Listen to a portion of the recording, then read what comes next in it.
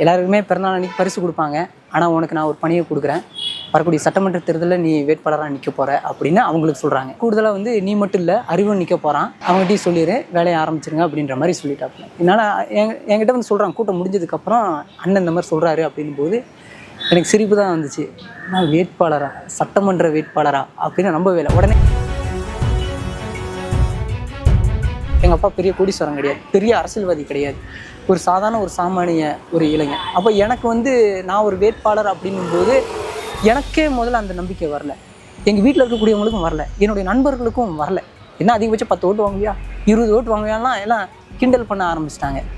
அப்போது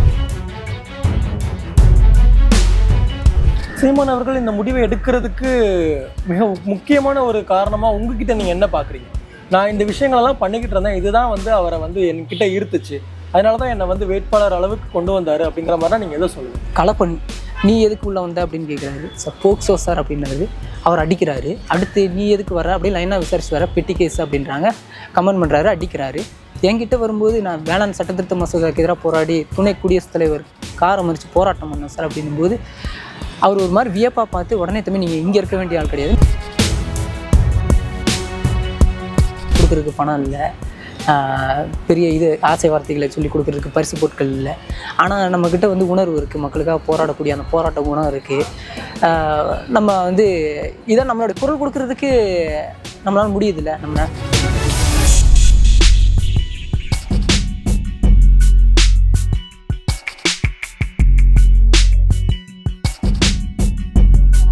வணக்கம் பிரதர். பேரறிவாளன் பேரை கேட்கும்போதே நல்லா இருக்கு இந்த பேர். உண்மையிலே தமிழகம் சட்டமன்ற தேர்தலுக்காக அந்த புயல் வந்து பயங்கரமாக வீச தொடங்கிடுச்சு. இன்னும் 2 மாதங்களுக்குள்ளாக தேர்தலை நடந்து முடிஞ்சிடும். பல்வேறு கட்சிகளும் இன்னும் கூட்டணியே வந்து முடிவு செய்யாத அந்த ஒரு சூழலில் நாம் தமிழர் முதல் ஆளாக வந்து வேட்பாளர்களும் அறிவிச்சிட்டாங்க, களத்தில் இறங்கி பிரச்சாரமும் செய்ய தொடங்கிட்டாங்க. இந்த தேர்தல் வந்து எங்களுக்கு ரொம்ப ஸ்பெஷலாக இருக்குது. என்ன அப்படின்னா, தமிழ்நாடு முழுவதுமே வந்து நம்ம அந்த தொகுதிகளை பேஸ் பண்ணி, நபர்களை பேஸ் பண்ணி, அது ஸ்டார் தொகுதி, ஸ்டார் வேட்பாளர் அப்படின்னு நம்ம வந்து யோசிப்போம். ஆனால் எல்லோருமே ஆச்சரியப்படுற மாதிரி திரும்பி பார்த்த ஒரு தொகுதி வந்து கோவை தெற்கு. ஒரு மிக இளம் வயது வேட்பாளர் நீங்கள். ஸோ ஃபஸ்ட்டு உங்களை பற்றி சொல்லுங்களேன். நான் 2013 அப்பா வந்து பெரியாரிஸ்டாக இருந்தவர். அவர் வந்து ரொம்ப தீவிரமான ஒரு பெரியாரிஸ்ட்டு. அவர் வந்து இந்த 2009, 2010 அந்த காலகட்டத்தில் வந்து அந்த ஈழத்தில் போர் நடந்துச்சு இல்லையா, அந்த போர் சார்ந்து வந்து இயங்கிக்கு இருந்தாங்க, போராட்டங்கள், ஆர்ப்பாட்டங்கள் இந்த மாதிரிலாம் பண்ணிக்கிருந்தாங்க. அப்போது அவர் வந்து இந்த கேசட்லாம் வாங்கி, அப்போ வந்து இப்போ தான் பென்ட்ரைவரு, மெமரி கார்டு, அப்போது வந்து அந்த இதான் கேசட் தான்.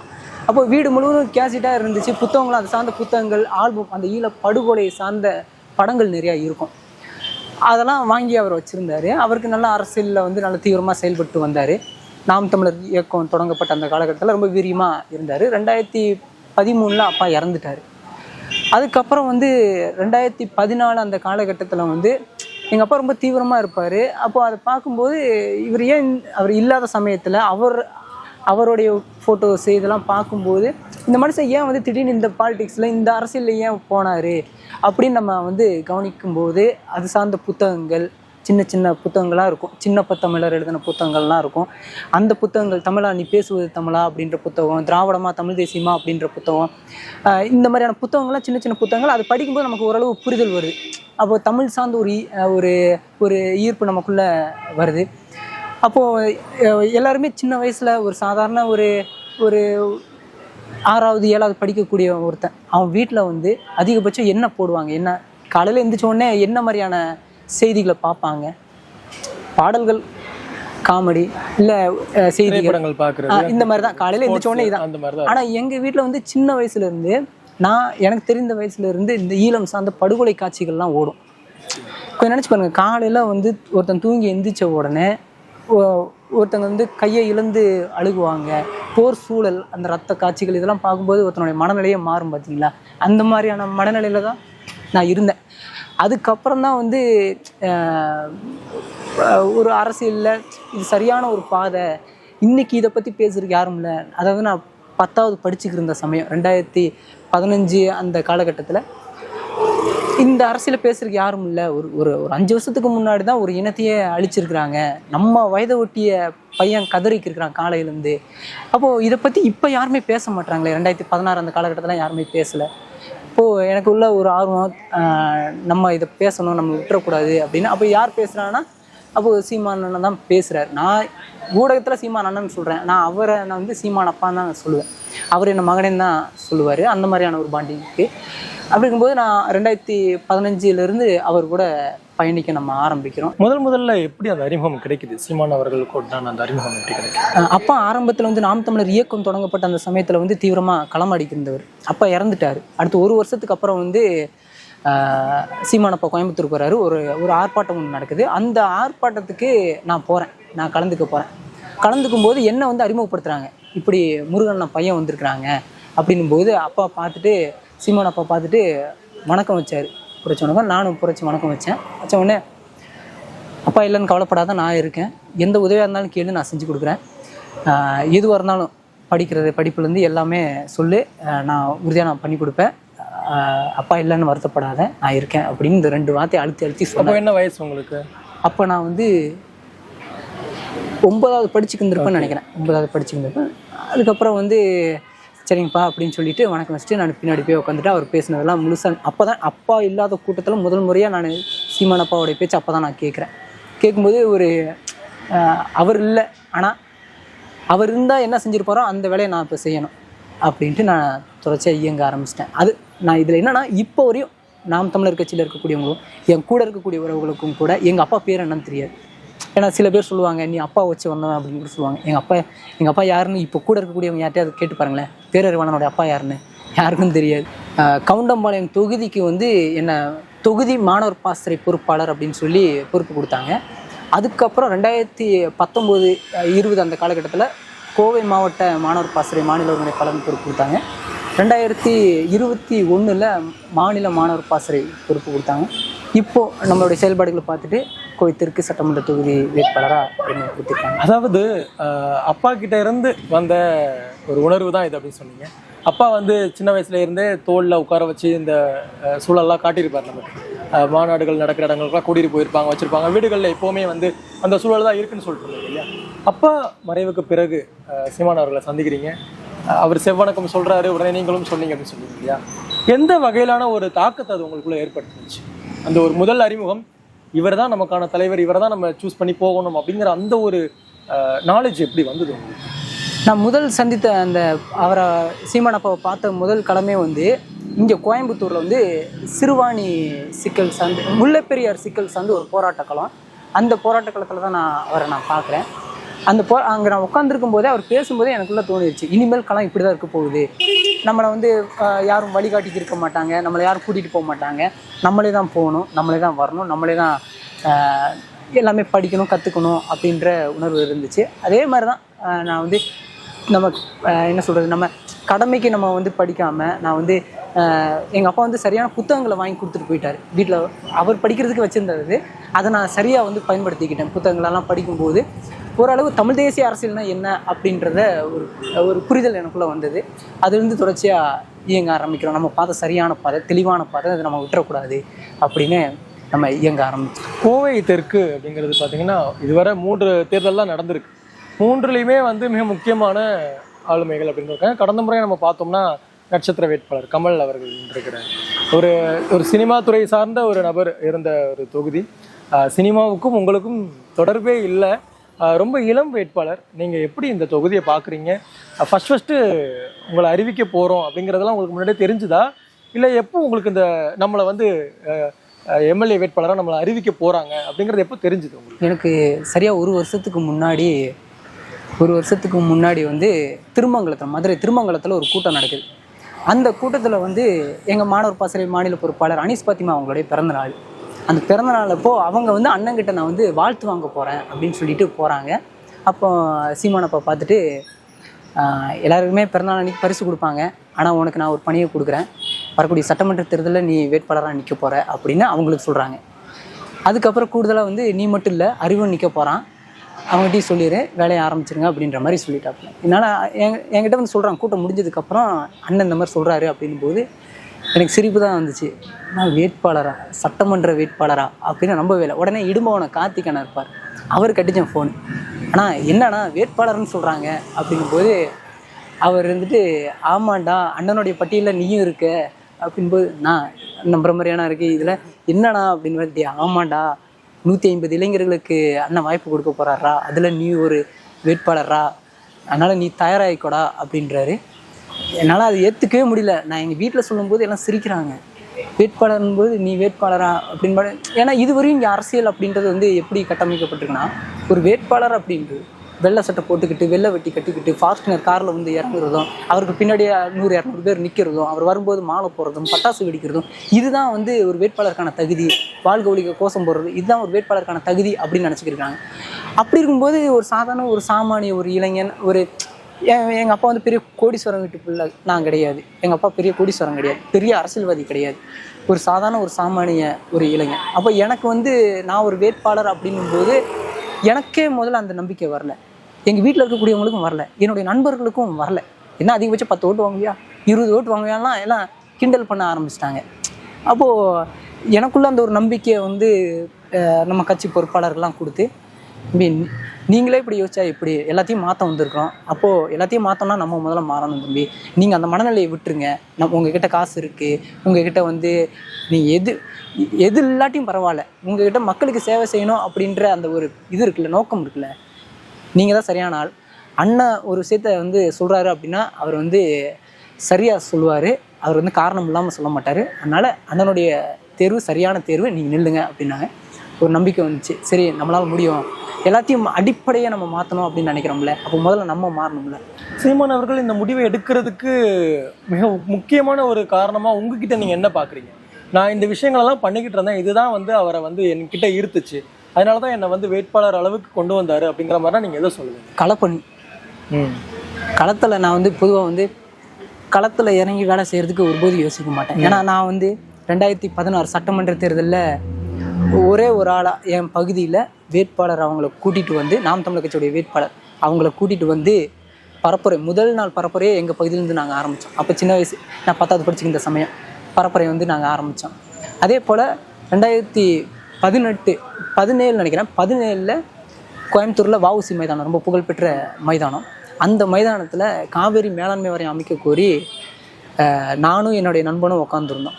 போராட்ட காலத்தில் உட்காரோம். 144 தடை உத்தரவு போட்டிருந்த சமயம், அந்த சமயத்தில் நாங்கள் உட்காந்து போராட்டம் பண்ணோம் நாம் தமிழர் கட்சி சார்பாக. அப்போ வந்து பெரிய பத்திரிகைகளெல்லாம் வந்துச்சு, பெரிய ஊடகங்கள்லாம் எழுதுனாங்க, நாம் தமிழர் கட்சியில் சார்பாக 2 பேர் வந்து போராட்டம் பண்ணுறாங்க, கோயம்புத்தூர்ல இருந்து 2 பேர் தான் இருக்காங்களா, இப்படிலாம் நிறைய பேர் அந்த சமயத்துல மீம்ஸ்லாம் புரியுது.